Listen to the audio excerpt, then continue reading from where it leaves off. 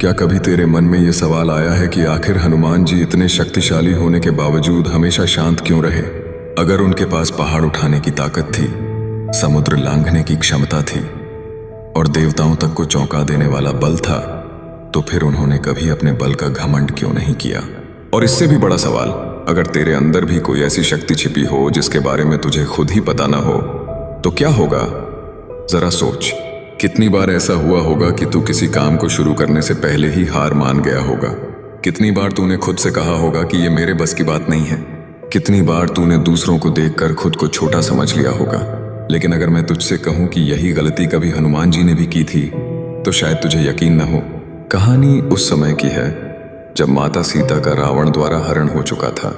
श्री राम और लक्ष्मण उनकी खोज में जंगल जंगल भटक रहे थे।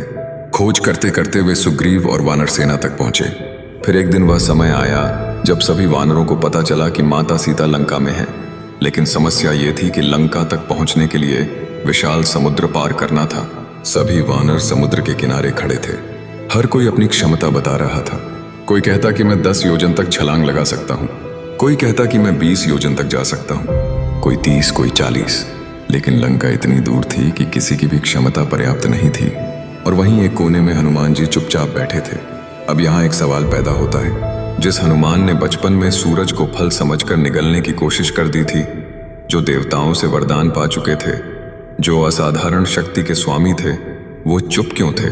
कारण था एक श्राप। बचपन में अपनी शरारतों के कारण उन्हें ऐसा श्राप मिला था कि वे अपनी शक्तियों को भूल जाएंगे जब तक कोई उन्हें याद न दिलाए। जरा ध्यान दे, शक्ति थी लेकिन याद नहीं थी, क्षमता थी लेकिन विश्वास नहीं था, योग्यता थी लेकिन पहचान नहीं थी।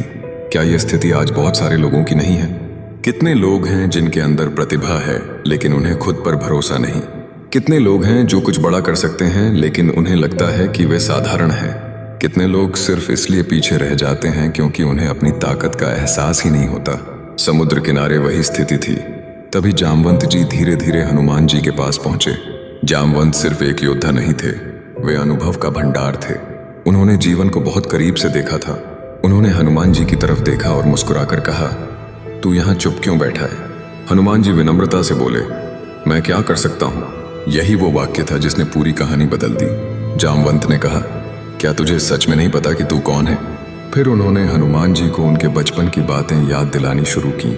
उन्होंने बताया कि कैसे उन्होंने सूरज तक पहुंचने की कोशिश की थी, कैसे देवताओं ने उन्हें वरदान दिए थे, कैसे उनके अंदर असीम शक्ति है।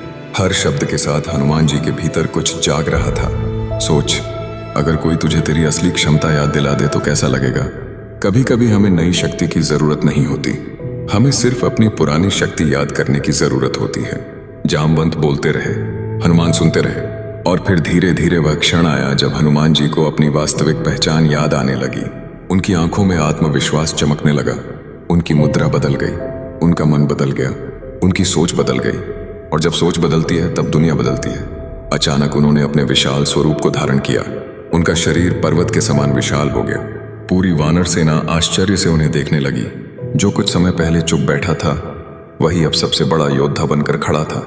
लेकिन यहाँ सबसे महत्वपूर्ण बात क्या है? शक्ति अचानक पैदा नहीं हुई थी, वह पहले से मौजूद थी, बस उसे पहचानने की जरूरत थी। फिर हनुमान जी ने श्री राम का स्मरण किया। उन्होंने सिर झुकाया। उन्होंने अपने भीतर अहंकार नहीं आने दिया। उन्होंने ये नहीं कहा कि मैं सबसे महान हूँ। उन्होंने कहा कि प्रभु की कृपा से मैं ये कार्य कर सकता हूँ। यहीं से दूसरी सीख मिलती है, आत्मविश्वास और अहंकार में बहुत अंतर होता है। आत्मविश्वास कहता है कि मैं कर सकता हूँ, अहंकार कहता है कि सिर्फ मैं ही कर सकता हूँ। हनुमान जी के पास आत्मविश्वास था, अहंकार नहीं। फिर उन्होंने समुद्र की ओर देखा। लहरें उठ रही थीं, हवा तेज चल रही थी, दूरी बहुत बड़ी थी।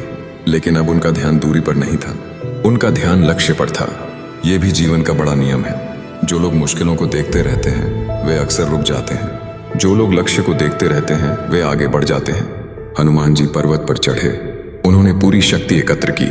उन्होंने श्री राम का नाम लिया और एक ऐसी छलांग लगाई जिसकी गूंज तीनों लोकों में सुनाई दी। अब सोच, अगर उस दिन जामवंत उन्हें उनकी शक्ति याद न दिलाते तो क्या होता?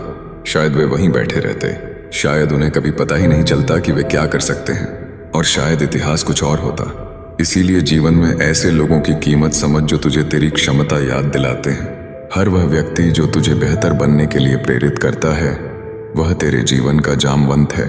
हर वह अनुभव जो तुझे मजबूत बनाता है वह तेरा शिक्षक है। हर वह चुनौती जो तुझे डराती है वही तुझे बड़ा भी बनाती है। हनुमान जी की इस कथा में समुद्र सिर्फ पानी का विस्तार नहीं था, वह डर का प्रतीक था, वह संदेह का प्रतीक था, वह आत्मविश्वास की परीक्षा था। और उस समुद्र को पार करने से पहले सबसे बड़ी जीत लंका पर नहीं, अपने मन पर मिली थी, क्योंकि जिसने अपने मन की